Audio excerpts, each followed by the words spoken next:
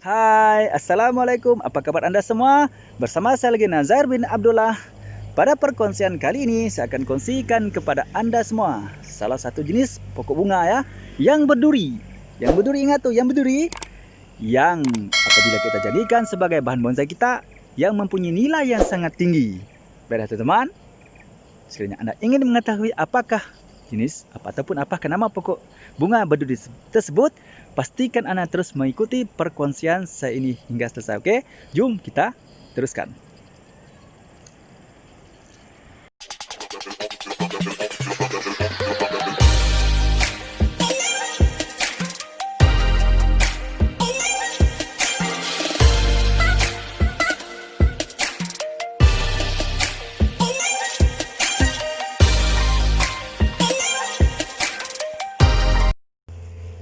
Baiklah teman-teman, ini adalah jenis pokok bunga yang berduri yang saya katakan kepada Anda tadi ya. Ini adalah pokok bunga kertas Singapura ataupun pokok bougainville Singapura. Ini dia teman. Kita lihat sama-sama ya. Oke, teman-teman, kita akan lihat apakah ciri yang terdapat pada pokok bunga kertas Singapura ini. Oke, pastikan Anda terus mengikuti perkongsian saya hingga selesai. Oke, jom kita teruskan. Baiklah teman-teman, mula-mula kita lihat apakah ciri ataupun bagaimanakah rupa daun pada pokok bunga kertas Singapura ini, teman-teman. Oke, kita ambil satu ya. Oke, teman. Sorry, jatuh. Oke, kita ambil satu. Oke, baiklah teman. Ini adalah ciri daun daripada pokok bunga kertas Singapura ya. Oke, tengok ni. Daun dia berbentuk seperti daun sirihnya, bujur melebar macam ni. Okey. Di mana warna di dalam warna hijau, agak muda sikit. Dan di tepi bahagian daun ni pula terdapat warna kuning ya. Yang tepi-tepi tengok tu ada warna kuning kan? Okey, dan belakang berwarna hijau muda. Ini adalah keadaan fizikal daripada bunga daun pokok bunga kertas Singapura. Okey, daun ya ini, dan daun dia nipis ya teman, nipis, halus permukaan, di bawah pun halus. Okey, nipis, lembut ya, macam ni lembut, dan pokok ni tidak bergetah ya, tidak bergetah. Okey, dan kita lihat bagaimanakah keadaan daun. Okey, pokok ni tadi apabila kita jadikan sebagai bahan bonsai kita, adakah daun pokok ini boleh mengecil ataupun bagaimana? Okey, kita tengok teman. Di sini ya. Kita tengok cari dulu daun. Okey. Okey, kita ambil satu ya teman. Ni. Kita akan lihat bagaimanakah perbezaan ya daun pokok bunga kertas Singapura ni. Ini dia teman. Lihat ni. Ini dia.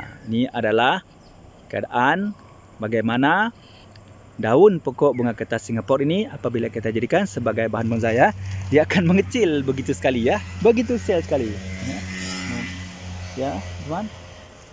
Ini akan mengecil macam ni sampai besar ni ya kan. Berbandingkan dengan ni tadi, besar ni ya. Okey, macam ni tengok. Ni besar kan. Bila kita jadikan bahan bonsai, dia akan kecil macam ni je, kecil sangat kecil teman. Ni bayangkan ya.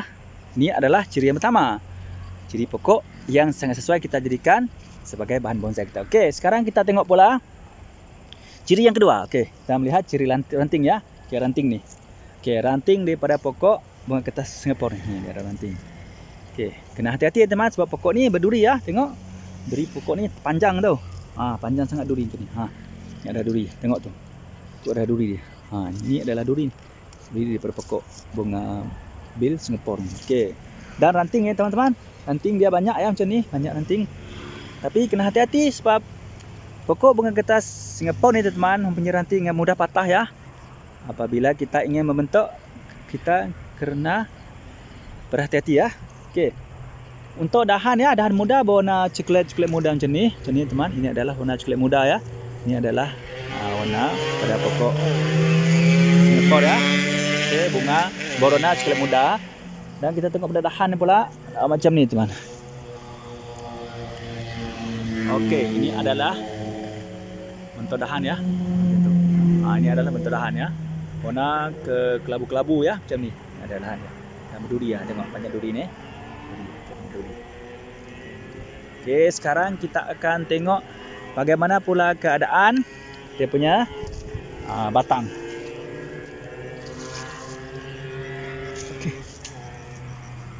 Okey teman. Ini dia. Ini adalah keadaan batang ya. Batang daripada pokok bunga kertas Singapura ni.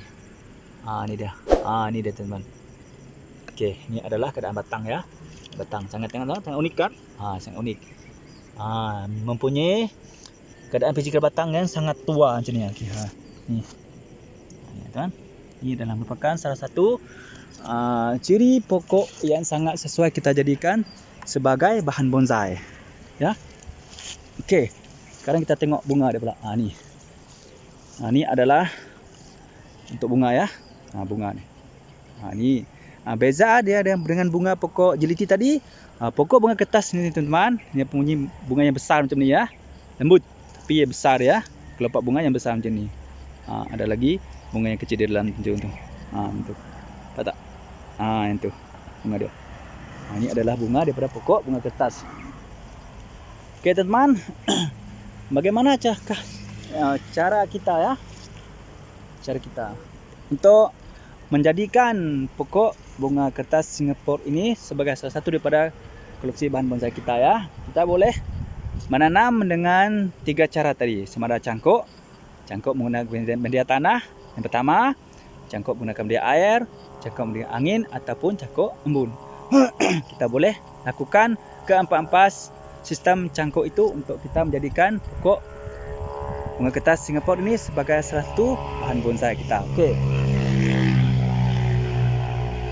Apakah pula ciri yang menyebabkan ataupun membolehkan pokok bunga kertas Singapura ini menjadi salah satu bonsai yang bernilai tinggi apabila kita menjadikan ia sebagai salah satu bahan bonsai kita. Itulah teman cirinya. Cirinya tadi ingat ciri-cirinya tadi kita boleh menanam daripada seluruh bahagian pokok ini sebagai bahan bonsai kita. Sama ada menggunakan dahan, kita boleh menggunakan pucuk, batang ataupun pangkal ya, ataupun akarnya. Kita boleh tanam ya, jadikan sebagai bahan bonsai kita.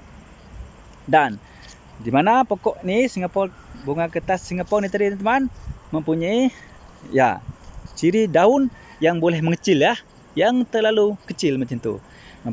Di mana ini merupakan salah satu ciri ya, ciri-ciri penting kepada sejenis pokok yang sangat sesuai kita jadikan sebagai bahan bonsai. Dan pokok ini juga akan mengeluarkan banyak ranting ataupun dahan ya apabila kita melakukan pemangkasan ataupun pemotongan pada dahan macam ni. Dia akan tumbuh dahan yang banyak macam ni. Ranting-ranting banyak macam ni. Ini merupakan salah satu ciri pada pokok yang sangat sesuai kita jadikan sebagai bahan bonsai. Dan pokok ini juga merupakan salah satu jenis pokok yang juga mempunyai daya tahan hidup yang sangat lasak ya teman-teman. Tidak mudah mati ya. Okey, apa lagi? Ciri-cirinya tadi. Okey.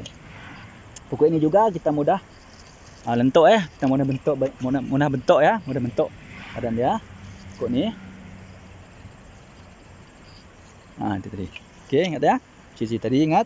Dan pokok ini mempunyai bunga yang sangat unik juga ya macam ni. Pokok ni juga mempunyai bunga yang sangat unik macam ni. Di mana bunga macam ni tidak ada terdapat pada jenis pokok bunga yang lain. Hanya terdapat pokok bunga Singapura dan pokok bunga bougainville ataupun bunga kertas yang sama ya, tetapi daripada jenis lain ataupun jenis tempatan. Okey, ini bunga macam ni. Dan keistimewaannya juga teman-teman, pokok ni mempunyai bermacam-macam jenis warna bunga ya. Bermacam-macam jenis warna bunga. Dan pokok ini juga teman-teman kita boleh gabung ataupun kita kacukkan dengan pokok-pokok bunga kertas yang jenis lain ya. Sama ada kita gabungkan dengan pokok bunga kertas yang tempatan ataupun kita sambungkan ya dengan pokok bunga kertas yang berwarna lain. Contohnya warna merah, warna pink, warna purple ya. Warna apa lagi? Warna orange, warna kuning ya, warna putih. Kita boleh gabungkan kepada pokok ni. Di mana kita boleh melakukan cara cantuman pucuk ataupun kita menggunakan sistem tampal tunas. Itu adalah cara-cara yang kita boleh lakukan untuk menjadikan pokok bunga kertas Singapura ini menjadi lebih unik ya, sebagai salah satu bahan bonsai kita yang akan mempunyai nilai yang sangat tinggi nanti apabila kita jadikan sebagai salah satu koleksi bahan bonsai kita. Ini teman-teman, pokok bunga kertas Singapura. Di mana merupakan salah satu jenis pokok bunga yang berduri yang sangat sesuai kita jadikan sebagai bahan bonsai kita, yaitu pokok bunga kertas Singapura. Ini adalah sejenis ya, pokok. Ingat ya teman-teman, pokok bunga berduri yang sangat sesuai kita jadikan sebagai salah satu daripada bahan bonsai kita yang akan mempunyai nilai yang sangat tinggi. Pokok bunga kertas Singapura ataupun pokok bunga bougainville Singapura. Teman-teman, itu tadi ya ciri-cirinya, ciri pada pokok ni. Baiklah teman-teman, saya rasa cukup daripada sedikit perkongsian ini ya. Okey. Untuk menanam tadi teman, mudah ya. Pokok ini kita boleh tanam dengan menggunakan tanah biasa saja, ya, tanah biasa saja, tanah suci, ataupun kita campur dengan kompos, ataupun kita campur dengan sisa daripada najis lembu ataupun ayam ya, semasa kita melakukan proses penanaman.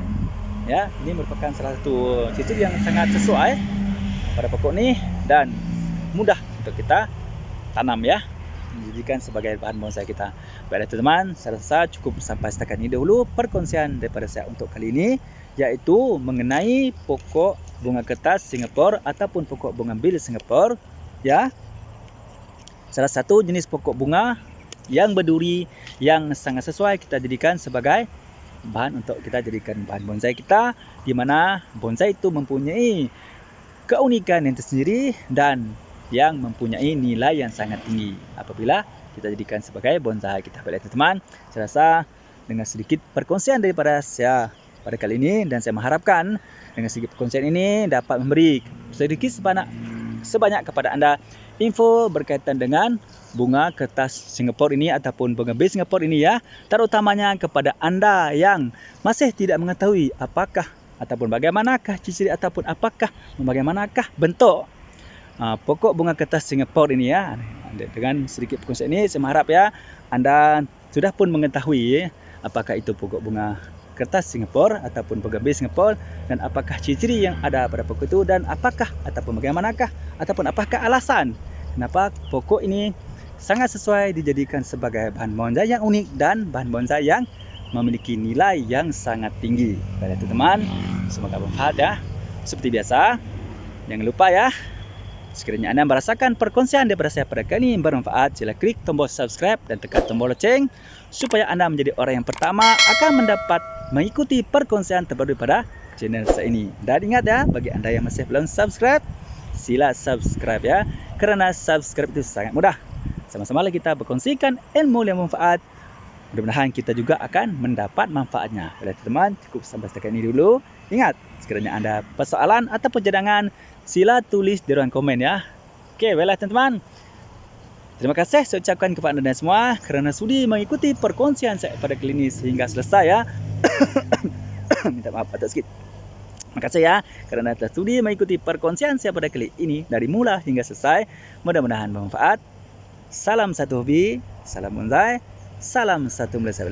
Teman-teman, sebelum saya mengakhiri, sama-sama kita bersalawat kepada kekasih kita Nabi Muhammad sallallahu alaihi wasallam. Allahumma salli ala sayyidina Muhammad. Assalamualaikum, bye bye.